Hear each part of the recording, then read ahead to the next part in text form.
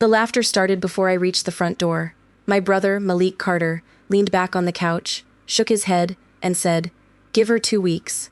His wife, Tasha Carter, didn't even try to hide her smile. "I'll give it 1." I tightened my grip on the handle of my suitcase. Neither of them offered to help. My mother, Vanessa Carter, stood beside the kitchen counter with her arms folded. "You really think you're making the right decision?" I looked at her. "I've already accepted the job." My father, Leon Carter, sighed without looking up from the newspaper. "A steady paycheck doesn't mean you're building a future.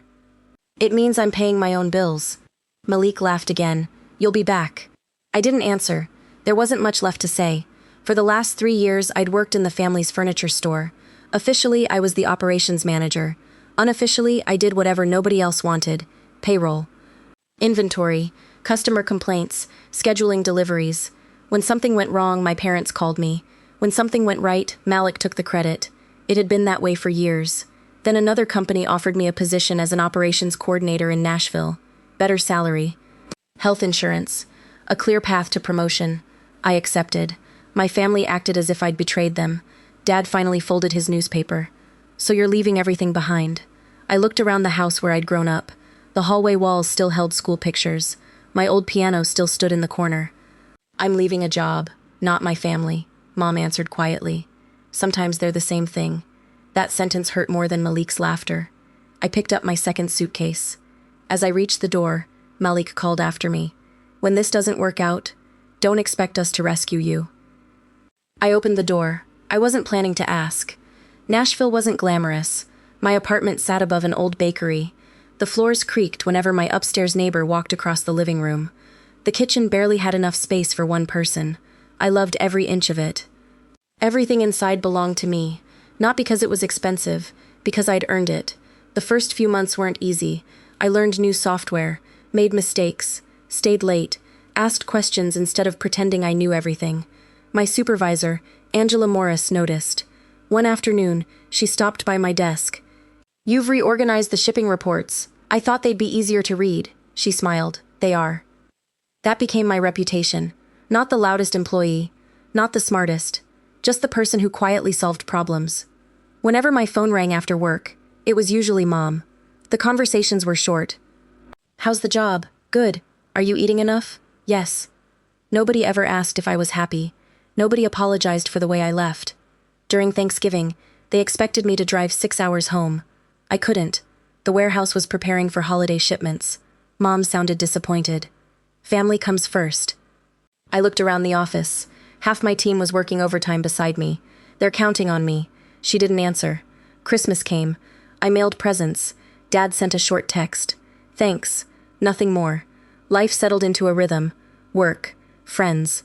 Sunday mornings at the neighborhood cafe. For the first time in years, I wasn't trying to prove my value every single day. Then my phone rang just after sunrise. The screen showed Dad's name. That surprised me. He almost never called. His voice sounded weaker than I remembered. "Your mother didn't want me to tell you. I think you should know." He paused for a moment. "I spent the night in the hospital." I stood up so quickly my coffee spilled across the table. "What happened?" "The doctors say it was a mild heart attack." "Are you okay?" "I'm home now. They want me to slow down." I grabbed my car keys without thinking. "I'll be there tonight." "No." His answer came quickly. "You have work. I'll be fine." I ignored him. By the time the highway stretched out in front of me, I had already emailed Angela asking for emergency leave. She replied before I reached the state line. "Take care of your family. We'll handle things here." When I walked into my parents' house that evening, nothing had changed. The same furniture, the same family photos, the same grandfather clock ticking in the hallway. Only Dad looked different. He seemed smaller, tired. Mom hugged me tightly. "You didn't have to come." I looked at Dad. "Yes, I did." Malik wasn't there. Neither was Tasha. "They're busy," Mom explained. Dad looked away without saying a word. That silence told me more than any explanation could. Dad was asleep when I stepped into the living room the next morning. Mom was already in the kitchen, staring at a stack of unopened envelopes. She tried to slide them aside before I noticed. "You don't have to hide them," she sighed. "They're medical bills." I pulled out a chair. "We'll figure them out." Before she could answer, the front door opened. Malik walked in carrying a cup of coffee. He looked surprised to see me. "I didn't think you'd actually come." I said I would, he shrugged. I figured work was more important now. I didn't argue. Instead, I asked, "How's Dad doing?" "He'll be fine." Then he glanced at his phone. "I've got to head back soon." Mom looked at him. "You just got here." "I have things to do." He kissed her on the forehead and left less than 10 minutes later. The front door closed. Mom didn't say anything. She didn't have to. For years, I'd heard them tell everyone that Malik would always take care of the family. Now Dad was recovering from a heart attack, and the person sitting beside his bed wasn't Malik. Dad woke up before lunch. We talked about ordinary things: baseball, the weather, the tomatoes growing behind the garage. Neither of us mentioned the day I left. Not until he looked at the clock and quietly asked, "Did Malik come by?" He stopped in. Dad nodded.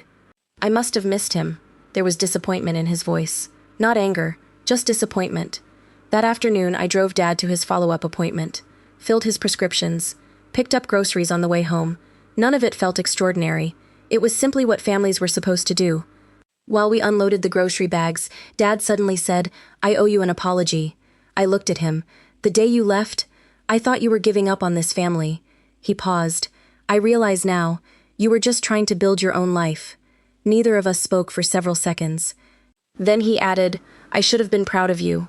Those words stayed with me long after I drove back to Nashville. Life settled into its usual rhythm again. Work kept me busy. Angela promoted me to operations manager after our busiest quarter. I rented a slightly larger apartment closer to the office. The bakery downstairs still remembered my coffee order every Saturday morning. It felt like home.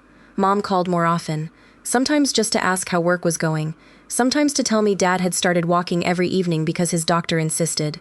The conversations became easier. Then one Saturday afternoon, Grandma Ruth Carter called. "I've got your parents sitting in my living room." I smiled. "That sounds dangerous." "It usually is." Her voice softened. "They've been trying to reach you." "I've been working." "I know." She paused. "They're not calling because they need money. They're calling because they miss their daughter." I didn't answer. Grandma continued. "Your father told me something today. He said the quiet in that house isn't peaceful anymore. It's lonely." A few minutes later, Mom called. This time I answered. "LaToya." She caught herself and laughed softly. "Listen to me. I almost called you by your cousin's name." I smiled without saying anything. Then she whispered, "Imani, would you come home next weekend? Not to help, not to fix anything. Just come home." I drove down the following Saturday. Dad was waiting on the front porch before I even parked. He hugged me first. No speeches, no excuses, just a long hug. When we finally sat down, he looked across the living room. "I spent 2 years waiting for you to come back." I shook my head gently. "I left because I needed a chance to become the person I already knew I could be." Dad nodded. "I know that now." "I kept thinking about the day you walked out with those suitcases. I thought you were leaving with nothing." He looked around the room. "The truth is, you left with something none of us appreciated." "What was that?" "You left with your character." Mom reached over and took my hand. "We laughed because we thought you'd fail. We were wrong." I looked toward the hallway where my childhood pictures still hung on the wall. "So much has changed." Dad smiled sadly. "Not everything. You're still our daughter." I squeezed his hand. "And you're still my parents." That didn't erase the past. Some things shouldn't be erased, they should be remembered. Because remembering keeps people from making the same mistake twice.